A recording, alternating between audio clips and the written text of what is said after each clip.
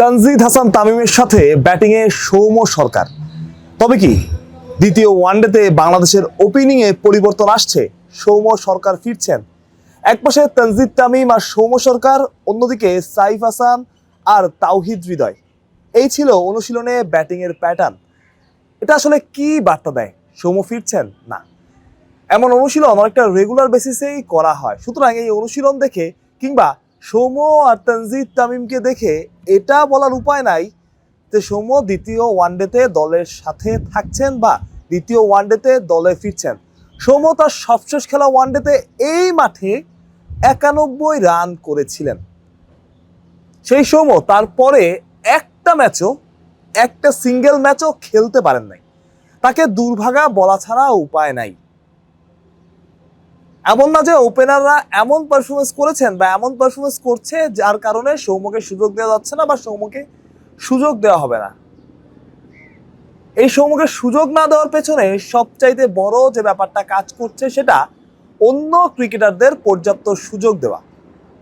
একদিক থেকে সেটা পজিটিভ, ইতিবাচক, তাতে কোনো রকম সন্দেহ নাই, কারণ একজন ক্রিকেটারের এনাফ সুযোগ পাওয়া উচিত। কিন্তু অন্য দিক থেকে চিন্তা করলে সৌম্যকে আনলাকি বলা ছাড়া উপায় নাই।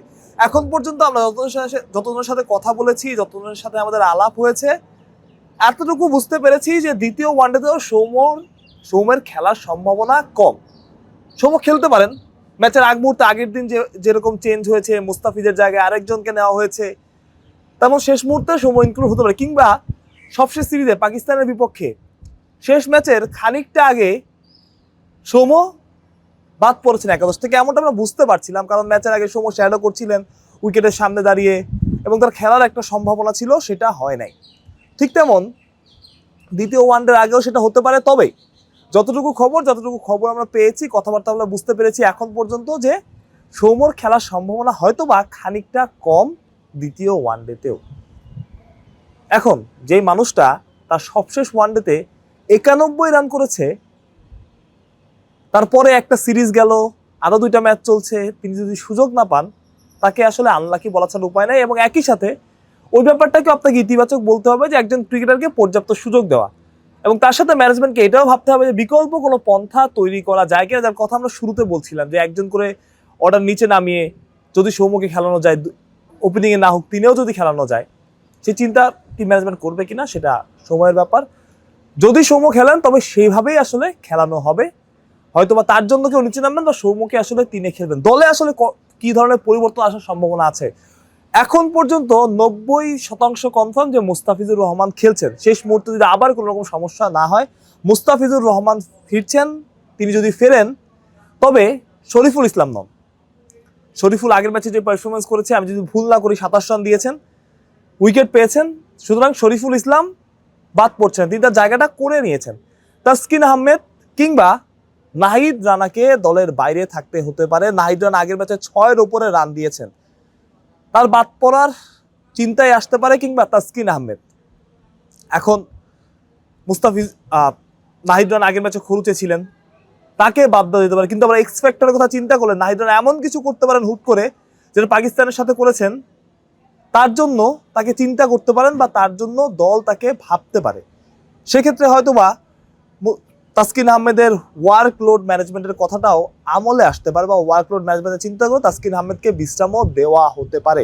এসবই যদি, কিন্তু একটা পরিবর্তন মোটামুটি নিশ্চিত, মুস্তাফিজুর রহমান আসছেন।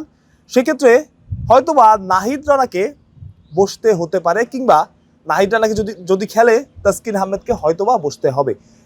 এই পর্যন্ত একটা পরিবর্তনের সম্ভাবনাই সবচাইতে বেশি। আর সৌম্য সরকারের আসা বা সৌম্য সরকারের খেলা, কোন অর্ডারে খেলবে না খেলবে, সেটা আসলে খুবই ক্ষীণ। যদি হয় তবে ব্যাটিং পজিশন হয়তোবা অন্তত 2 জনের বা অনেকেরই চেঞ্জ হবে। উইকেটটা কেমন হবে? উইকেটে আগের থেকে বেশি ঘাস আছে বলে মনে হচ্ছে, এবং প্রথম ম্যাচের উইকেটটা বাংলাদেশ একরকম পড়তেই পারেনি এবং অনেকটা বাংলাদেশকে ব্যাকফুটে ঠেলে দিয়েছে। সুতরাং এই উইকেটটা একটু ডিফারেন্ট হচ্ছে, এবং সবচাইতে ভাইটাল সেটা হচ্ছে টসটা বাংলাদেশ জিততেই চাইবে, আগে ব্যাট করতে চাইবে। শেষ করার আগে আবারও জানিয়ে রাখি, একটা পরিবর্তনের সম্ভাবনা সবচাইতে বেশি। মুস্তাফিজ সুস্থ, সেটা শরীফুল ইসলাম প্রেস কনফারেন্সে জানিয়েছেন। সুতরাং মুস্তাফিজুর রহমানের ফেরার সম্ভাবনা, মুস্তাফিজুর রহমান ফিরছেন সেটা প্রায় নিশ্চিত, এবং তার জায়গায় একজন পেসারকে বসতে হবে। সেটা হতে পারে নাহিদ রানা কিংবা তাসকিন আহমেদ।